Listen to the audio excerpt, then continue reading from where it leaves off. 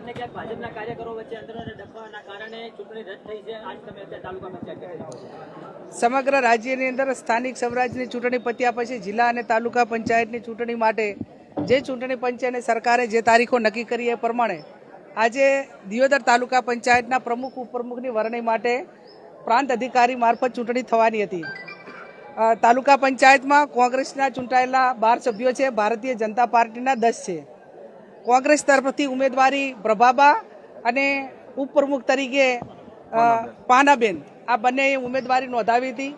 અમારા તાલુકા પંચાયતના 12 સભ્યો એ 10:30 વાગ્યાથી કરીને સભાખંડમાં આવી ગયા હતા. ચૂંટણી અધિકારી કોઈની સરકારની ભલામણ કે સરકારની મિલીભગત અને એમના આદેશ પ્રમાણે જે સમય મર્યાદા નક્કી કરેલી હતી એના કરતાં 1 કલાક લેટ આવ્યા અને આવ્યા પછી જે અગાઉ એમને એડવાન્સ પ્રી પ્લાન બનાવ્યો હોય એ પ્રમાણે ભારતીય જનતા પાર્ટી પાસે બહુમતી ન હોવાથી એમની પાસે બહુમતી નથી, માત્ર એમના 10 સભ્યો હતા એટલે તાલુકા પંચાયત એમની બનવાની નથી. એના કારણે એમને સૂચના આપવામાં આવી કે તમે અંદરો અંદર બબાલ કરીને એકાબીજા સાથે બાજવાનું અને પછી લો એન્ડ ઓર્ડરના એટલે કે કાયદો અને વ્યવસ્થા જળવાનું નથી.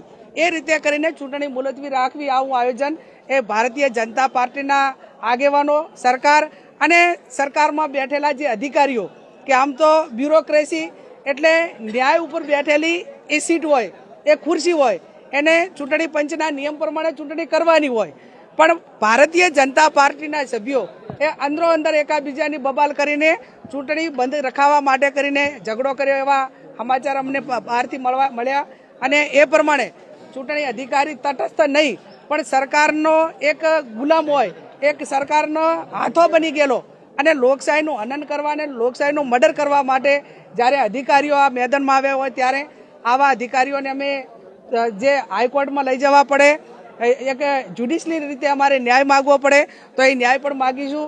અને એના ઉપરાંત પણ પ્રાંત અધિકારી કે જે ચૂંટણી અધિકારી છે એમને ભારતીય જનતા પાર્ટીના કાર્યકરોએ એમને ગાડીની હવા કાઢી હોય કે એમના ઉપર કોઈ કપડાં ફાડવા માટેનું કે માટેનો પ્રયત્ન કર્યો હોય એ પણ ભારતીય જનતા પાર્ટીના સભ્યોએ કર્યો છે.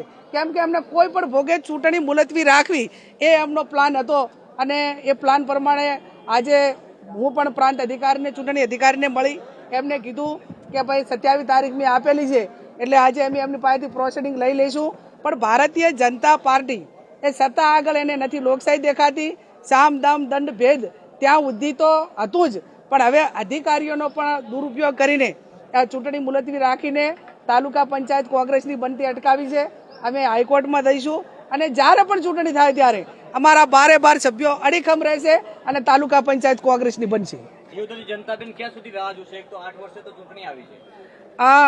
પહેલા 5 વર્ષે તાલુકા જિલ્લા પંચાયતની ચૂંટણી આપવી પડે, એને બદલે છેલ્લા 3 વર્ષથી તાલુકા પંચાયતની ચૂંટણી નથી આપી, જિલ્લાની તાલુકાની, એને 8 વર્ષ થઈ ગયા અને 8 વર્ષ પછી પણ જ્યારે એમને ચૂંટણી આપી છે ત્યારે ઘણી ગાંઠી તાલુકા પંચાયતો કોંગ્રેસ પાર્ટીની જે લોકોએ મત આપ્યા છે, લોકોએ એમને ચૂંટ્યા છે અને છતાં પણ એમને પચતું નથી.